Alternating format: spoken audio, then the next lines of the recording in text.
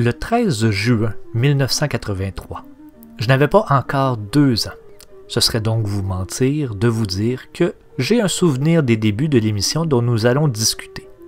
Mais, en contrepartie, cette émission a toujours fait partie de mon enfance télévisuelle, comme si pour moi, elle était apparue en même temps que la télévision. Cette émission a éveillé en moi la curiosité, le désir de connaître des choses. Qu'est-ce qu'un parasite? À quoi servent les muscles? Descendez avec moi dans le sous-sol pour découvrir l'histoire et les souvenirs liés à l'émission Félix et Ciboulette.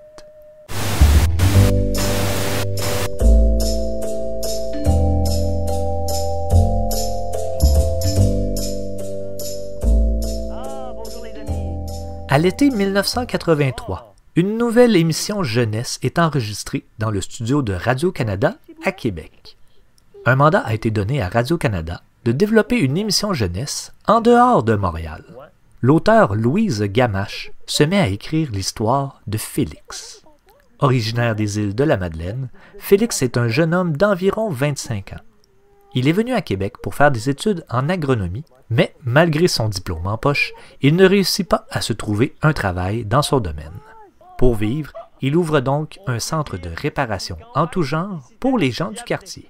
En 3 minutes, j'ai eu 6 clients. J'ai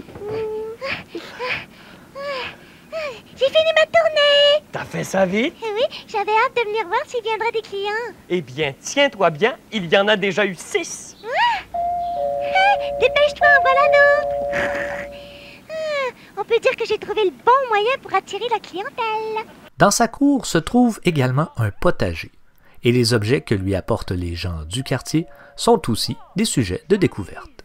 Félix se liera d'amitié avec Ciboulette, une chatte de gouttière qui habitait dans la remise.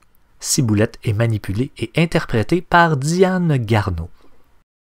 Elle est curieuse et son ami Félix n'hésite pas à lui parler de toutes les choses qui nous entourent. Oh Félix, je voulais prendre un cube de glace et j'en ai échappé par terre. Oui.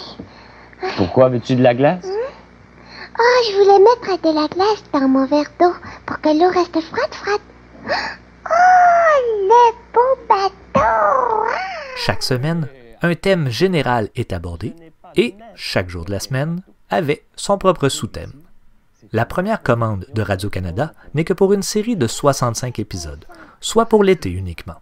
Le succès est instantané. Tous les enfants se ruent sur la télévision pour suivre les aventures de Félix et Ciboulette. L'objectif est atteint. On démontre aux enfants, et par le fait même à leurs parents, qu'il est possible d'utiliser son imagination pour créer des aventures en ville et sans nécessairement dépenser de l'argent. On va partir bientôt, là! Ouais! Tiens, Ciboulette s'est remise à la navigation. On peut y aller! Larguez les amarres! Tiens! Salut, Félix! Hé! Bon voyage, capitaine! En plus des personnages principaux, nous découvrirons les différents habitants du quartier. Il y aura certains personnages dont nous entendrons parler sans jamais les voir. Il y a entre autres Mireille, une jeune fille qui envoie son ballon chez Ciboulette pour l'aviser qu'elle veut jouer avec elle. Et surtout, ne pas l'abandonner. Ça, c'est Mireille! C'est Mireille! Et Mireille, on a retrouvé Noiro! Viens, mon petit Noiro, viens! Mais il n'y aura pas seulement que Mireille. Nous entendrons parler également de Lee, de Madame Rivard, de Monsieur Picard et de Patrick. À l'automne 1985, Radio-Canada décide de faire un grand changement dans sa grille horaire. Son émission jeunesse phare, Bobino et Bobinette, tire de la patte et a de la difficulté à connecter avec son public. L'émission avait tout de même réussi à se réinventer plus d'une fois depuis sa création en 1957. Mais ça, c'est une autre histoire. C'est donc la fin pour Bobino. Et son remplaçant sera notre jeune agronome et sa chatte curieuse. Félix et Ciboulette reprend donc la case horaire de 16 heures, une heure de grande écoute pour les enfants qui reviennent de l'école. Une série de 195 épisodes est commandée. On ajoutera de nouveaux personnages pour diversifier les épisodes. Nous verrons donc l'apparition de Raymond, interprété par Denis Bernard. Raymond est un ami de Félix, qui habite l'île d'Orléans. il vient voir ses amis à bord de son camion Stop et nous parle souvent de sa vache Pâquerette. À quoi est-ce que vous jouez tous les deux?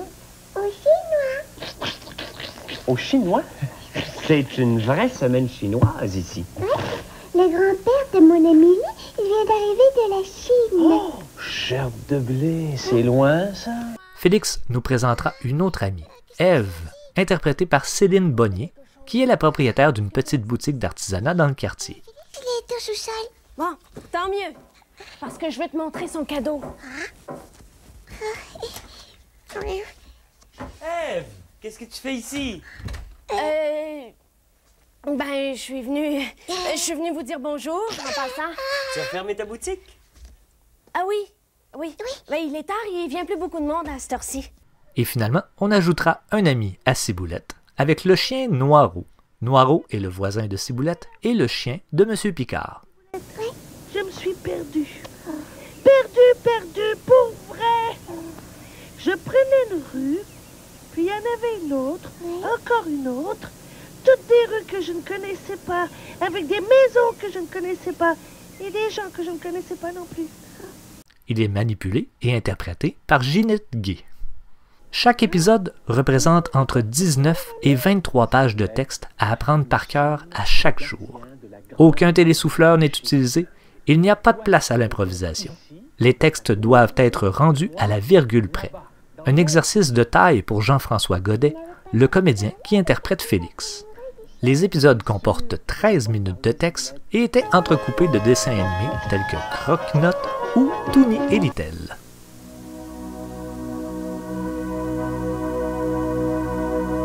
À la fin de la saison 88-89, Radio-Canada décidera de mettre fin à l'aventure de Félix et Ciboulette. L'émission sera remplacée par Kim et Clip, également écrit par Louise Gamache. Lors du dernier épisode, Félix repart avec son baluchon aux îles de la Madeleine, d'où il était venu pour étudier l'agronomie. Au final, entre 1983 et 1989, c'est un total impressionnant de 870 épisodes qui seront enregistrés et présentés aux enfants. J'ai beaucoup apprécié cette émission étant petit. Mon élément préféré était la cachette de Ciboulette sous l'escalier. J'aurais tellement aimé aller jouer avec elle. Le fait d'avoir une émission jeunesse qui se déroulait à Québec était agréable et permettait une approche différente. Merci à toutes les personnes qui ont œuvré de près ou de loin à cette émission qui aura marqué l'enfance de plusieurs Québécois. Si vous avez également des souvenirs en lien avec cette émission, n'hésitez pas à nous l'écrire dans les commentaires. D'ici à notre prochain rendez-vous, n'oubliez pas que la nostalgie, ce n'est pas de la tristesse, c'est un langage qui nous appartient.